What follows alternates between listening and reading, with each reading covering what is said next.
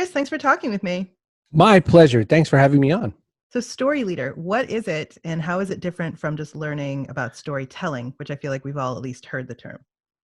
Yeah, like all my bad ideas, it requires a little bit more explanation than just right off the label. I mean, someday I just want to sell popcorn, and we know what popcorn tastes like, and so we go, yeah, I'd love that. With butter. With butter. Buttered popcorn is the only way to go. Like, let's not lie. The idea behind StoryLeader was that we're told so often that business storytelling matters. We're told that marketing storytelling matters. We're told in every aspect of our life that story is important. And we all say the same thing. We all say, yes, totally, absolutely. And what we really also mean is don't really know what that means. Just like when someone says, you should eat healthy, everyone says yes. I mean, about 0 people go, you know what, I eat at Wendy's every night and I'm just going to go that way. So StoryLeader I wanted to codify and sort of put a few pieces around what do we really mean? How could we really use this? And how do we, in my little sort of subtitle of this whole thing is that leaders use stories to do the heavy lifting. And the point is that it seems like a lot of times we use stats to try to tell stories, or we ask people to do things for our business, but we don't really, we give instructions, but not really the spirit of the law, so to speak, just the letter. And so I think that what needs to come in several different instances, internal and external to companies. I mean, I know that we're talking marketing, but I'm also talking leadership. Internal and external to companies, we need to have sort of a new way of understanding stories, a new way of receiving them for this new, very distracted world. And we need to start to use them a little more intelligently. And that's what I started to build. So what you're really talking about then is transferring knowledge or vision to someone else, whether that's on your team internally or externally. And in a practical sense. So for instance, mission statements in the 80s, Dr. Stephen R. Covey went really big into mission statements. Everyone started making personal mission statements, which they immediately would put in a drawer somewhere and forget all about. And the real thing is action, right? Like if we don't get people to take the action we need them to do, we run into the problem. So let's take a MarketingProfs event. Some of the best events I ever go to are known as MarketingProfs events. And when you go there, there's a few things you can expect that are not explicitly taught, near as I understand, but that have been sort of made the rules over time, which is you're going to be very personable. You're going to be really helpful. People staffing a MarketingProfs event are there to help everyone feel connected and like they belong somewhere. And so you do a lot of work to kind of get people to connect at that event, as well as to learn the content. And so this becomes the story you tell. Let's make it clear what we want people to come in and, this user experience is going to be like this. The way to best do that is through some sense of a story. Here's the mission of this event. The mission of the event is not that people learn, but that people learn and come away with 7 or 8 business cards that really mean something to them and that they can't wait to follow up on both the learning and the stuff that happens there. So let's talk about what that looks like. And see, that's, when I say storytelling, I really don't mean a galaxy a long time ago, far, far away, but I think it's easier for us to learn from pop culture stories some of the elements that are going to make us get better at telling the stories. Like what makes them memorable, what makes them communicate concepts so effectively, stuff like that. What makes it sticky? You got it. The best things are sticky. And brevity is one of the things that's come up in modern world, right? So one of the movies that I talk to people about a lot because of StoryLeader is a movie that a lot of people just didn't see unless you had kids or you're nerdy. And it was the animated movie Spider-Man Into the Spider-Verse. And what I like about it is you get to watch multiple slices of someone tell their origin story. Because even if the person paying attention to us right now, Carrie, has never heard of Spider-Man, if I asked you, if I put the gun to your head and say, what happens? You're going to say, bitten by a spider, something, superpowers, something. Something bad happened to his uncle. Uncle Ben died. Yeah, I mein, that's like, bonus point B. What happened with Batman? Someone killed his parents. He became a big bat. So, that's all you need to know. And he's rich. Everyone knows that part. And then beyond that, it gets weird because there's all those movies out there. But so Into the Spider-Verse has several origin stories because the point is that there's this multiverse and there's multiple spider people, including Spider-Gwen, who's a female, and Spider-Ham, voiced marvelously by John Mulaney, our favorite. And you get 7 little origin stories. You get to see 7 ways that you can tell a story. What you also learn is that brevity is so much more important than it ever was. Don't tell me everything. Tell me what I need to know to do the job. See how I just got into yellow highlighter territory again? This is where someone should go, oh, That sounds like something.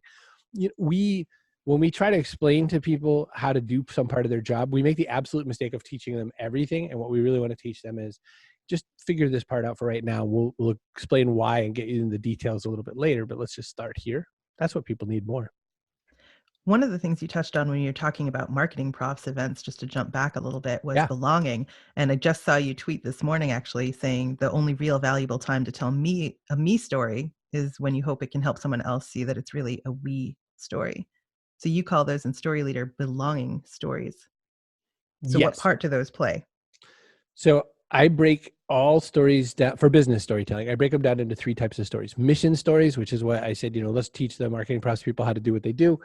Belonging stories, which are you belong here, you belong with us, we are the type of people who kind of stories. And growth stories, which are a mix of every motivational speaker is a growth story. And also kind of growth like learning. Like, my mom was very famous when she was mad at me to, let me tell you a little story. And whatever came after that phrase was, I messed up. And so now I need to learn that I'm a bad person or something. So belonging stories can be inclusive stories. You should meet Anne, you should meet these, all these incredible women we have here. We are such a women positive entity, right? That's an important story to be telling. You should understand that we don't look at marketing from the perspective of a big agency or small agency. We look at it from the rudimentaries of, building the marketplace. That's important. B2C and B2B, the showing people where they belong. What it isn't and should never be is this is for everybody. That's the only person who can get away with that is Stefan. This place doesn't have everything. This place just has the things we need. And you have to be as specific as you can be. I think that some of the new marketing 2020 and beyond is unintentionally exclusionary, but not to a particular, race, color, or creed, but just to make sure that people know this is really who we want and this is really who we'd serve the best, and allow people to better self-select. So what does this look like? Because some of the companies that listen to the podcast, they have really complex things they're trying to sell. They have really big buying committees, if you want to call it that. So it's like a lot of different people need to absorb the story and then communicate it effectively in, say, like 15 different ways over the course of 18 months. So how does this work for them? Yeah. So, a business sale, for instance, there's always a long time between, well, I'm courting a consulting group who works with the Navy as one of their customers right now. And it's been a few months already in sort of doing the courting. And in so doing, the first person who I was in contact with totally got it right out of the gate. Like it's almost like the worst thing that ever happens to me, because I'm like, oh, I nailed it first try. And, that's it. And now he's going around and shopping it internally. And he's taking his version of my version and shopping it. And there's pushback, I don't really understand what this part means. And I'm like, oh, light bulb, right? So what needs to happen there? One is, again, brevity matters so much. What also matters is really explicit explanation. And I stole this from our mutual friend, Tamsin Webster, the company that she was at right before Red Thread. She taught a valuable lesson in one of her trainings. It was Tamsin's lesson about, we show someone something and we tend to say, see? And what we don't say is, and here's what I need you to take from that. This, just like you asked the question, what does it look like, which is one of our favorite questions, Rob Hatch and I, my business partner in another venture. What does that look like is a really important thing to say after the small instruction you give, so that makes it part of the story. So I want you to greet every single person here as if you are going to help them connect with humans more than the content. Let's go back to your conference, right? Oh, well, what that looks like is you're going to say, do you know a lot of people here already? Are you thinking it'd be good to know some people? Who's the right kind of person to point you in the direction of? And we're going to do a handoff. That's what you're going to do. What you're not going to do is leave the table every time you do that, because it's going to make the line back up and everyone's going to kill you. But what you can also do is say, is there a way I can message you and let you know if there might be some connections? And you're going to make that like 1/5 of your job, the whole event, right? Whatever it is. So make something brief, explain what you want someone to do with that information. And then if you want, give people as many variants and analogy type stories to make it make more sense. So, well, what this is going to look like in the CFO's eyes, they're just like, why is this different than the thing you already made me buy? This is what they need to hear. In this person's eyes, they're wondering, am I going to have to support this? Oh, well, yeah, but it's not going to cost you a whole lot of money. It's going to cost you a bit of rack space in your office. It's going to cost you some energy, and you're going to have to look at cooling and see if this thing eats up too much of your data center's cooling, whatever it is, right? So you you always have to tell the story from the perspective of who's watching it. When we watch a movie, we almost always get a point of view character. You know, Star Wars is about young Luke on a farm, even though we get to see all that other stuff going on. He's our entrance character. Harry Potter is this nobody kid who, oh, by the way, you're also the savior of the universe. But you're gonna come at everything. This is your first time too, so you could be our point of view character. Well, business information works that way too, right? That you need sort of a sense of a point of view character, and it can change because of the complex environment you pointed it out. So what do they need? They need the brevity to understand the crisp, small nugget of the story. They need the instruction around it, sort of like the packaging around the package, and then they really need that last part of enough analogies to cover the different points of view. I love the Harry Potter books, but I'm a cynic. So there's like a little slice of me that thinks he's in a rubber room somewhere, insisting that he's important. Truly. But yeah, leave that out of this altogether.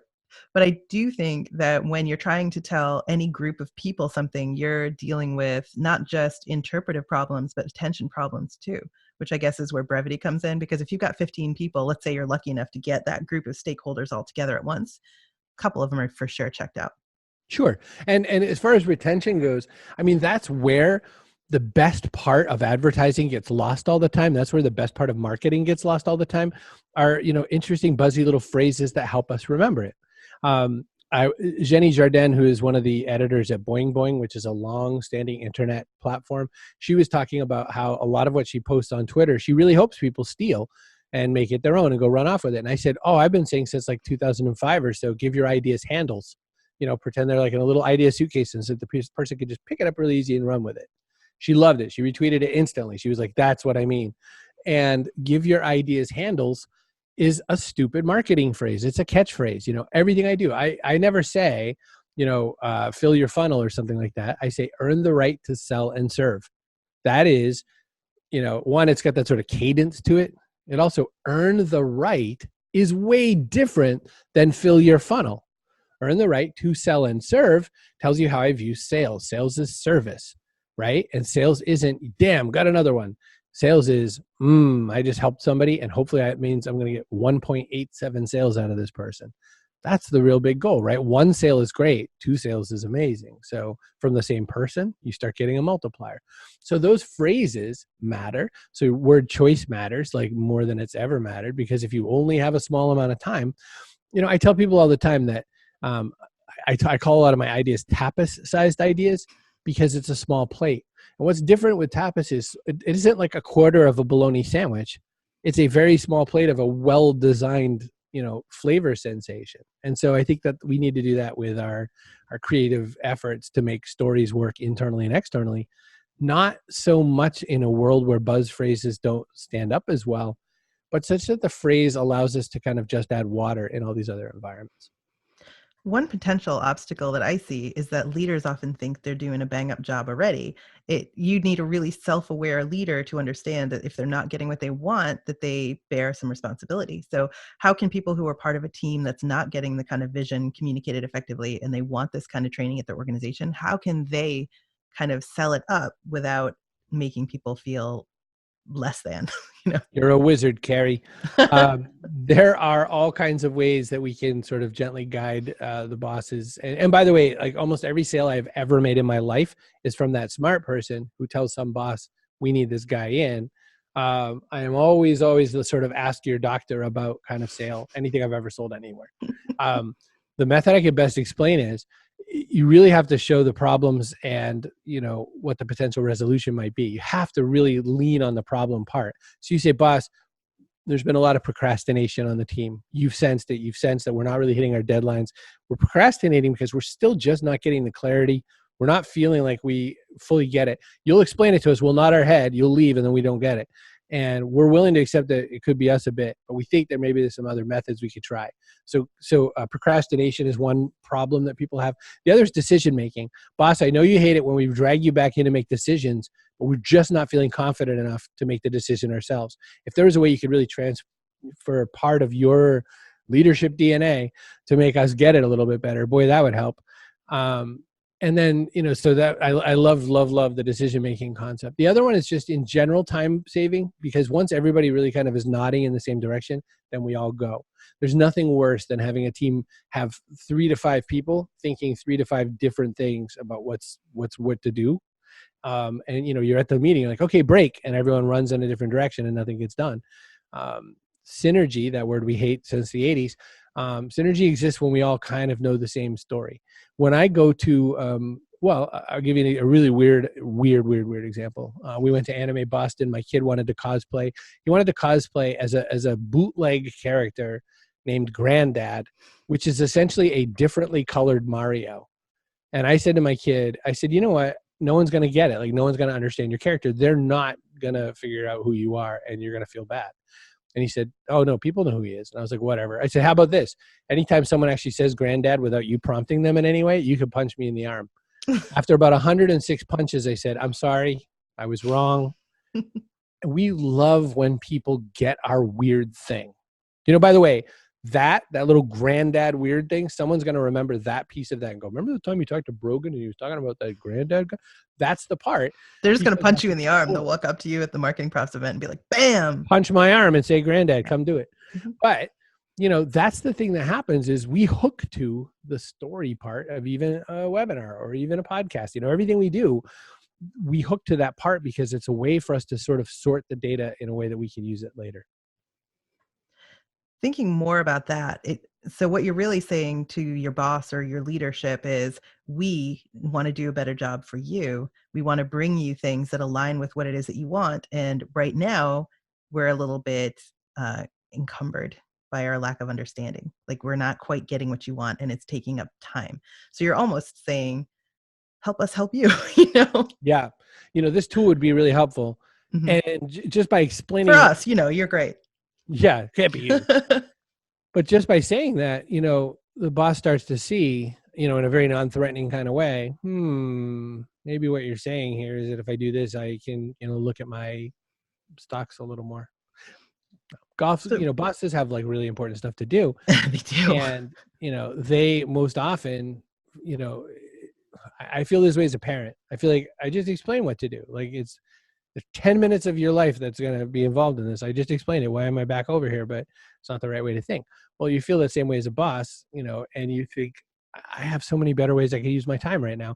So if you start to learn a method that works, then of course you're going to employ that method more. And it's my premise that something like StoryLeader allows people to go, oh, well, now that I understand how to do this repeatedly in a simple fashion that everyone's going to get it. One, I don't have to come up with some way to talk about this. I've got it. It's laid out for me. And then two, once I get that sort of habit going, it's just easier to do all the time. Like, when you learn 6 or 7 guitar chords, you can figure out a lot of songs because it turns out all songs are made out of like 4 or 5 chords. We're all good. So I think that it's the same thing in learning business storytelling. What's scariest is the big white sheet of paper. What's very helpful is, use this exact formula, just plug your words in here and here, and then you'll be better. What I think appeals to me about the StoryLeader concept is how applicable it is to just life generally, right? So we as marketers, sure, we want to do a better job at work. We want to have better results. We also want to improve our own prospects, have our career take off. And one of the best ways to do that is to become more persuasive. And one way to be more persuasive is to be more effective as a communicator. With persuasion, there's always a couple ways to get that done. So, I think there's sort of 3. There's fear persuasion, like we're afraid. The person you're trying to persuade is afraid. So they're like, whatever you say, because I just want to not feel scared right now. The other is sort of fear persuasion by the fact that the boss is bullying somebody and they're trying to persuade in that sort of, look, I'm just the boss, just shut up and do my thing. And to me, the most effective, we always make these challenges, we always line this information up such a way that the best ones last. To me, the way to do it is to really make the person feel like they're really part of it and that they're in on the secret and that they're let in. Look at how I just presented that information. I said, see, here I am with my highlighter. I said, number 1, you might be afraid, so you want the information. 2, they might want to bully you, so they give you the information. But 3, make them feel like they're part of it. Well, me explaining that is that, right? So when we look to help persuade people, it really like catapults the effort when people feel in the know about something. I've stolen this idea into, I don't know how many conferences, where when I'm so early to my own speeches because I'm so afraid I'm going to mess something up. And if ever it's like a very loose room or I'm allowed to touch a microphone way before I should be, I will say to the audience, hey, let's do this thing. Let's do this thing where I say, and then the doctor said, and I won't say anything and you just all pretend to laugh. And that way people who show up late, they're not going to get it and feel like they're so out of it. And I do it for humor, but I also do it because then everyone feels like they're on the inside. We're really, really, really tired of feeling like we have to fit in everywhere, and we love that sense of belonging. I think that anytime we can persuade in a way that makes people feel like they belong to the next win is the best way to do it. Where can people learn more about this? Because there's a lot to unpack here. So where can they learn more about StoryLeader, more about you? Sure. Well, if you feel daring enough to spell my name, just go chrisbrogan.com/storyleader. And if you don't feel daring enough to spell my name, some people don't, storyleader.design is the URL that I point people to. And I guess that's a good place to start. Great. And you are on the Twitters as well, so people can follow I you there. sometimes go on the Twitters. I've been known to tweet a little tweet at Chris Brogan. Great. Well, thank you for explaining this. This has been fantastic. Carrie O'Shea Gorgon, you're the best. Thank you.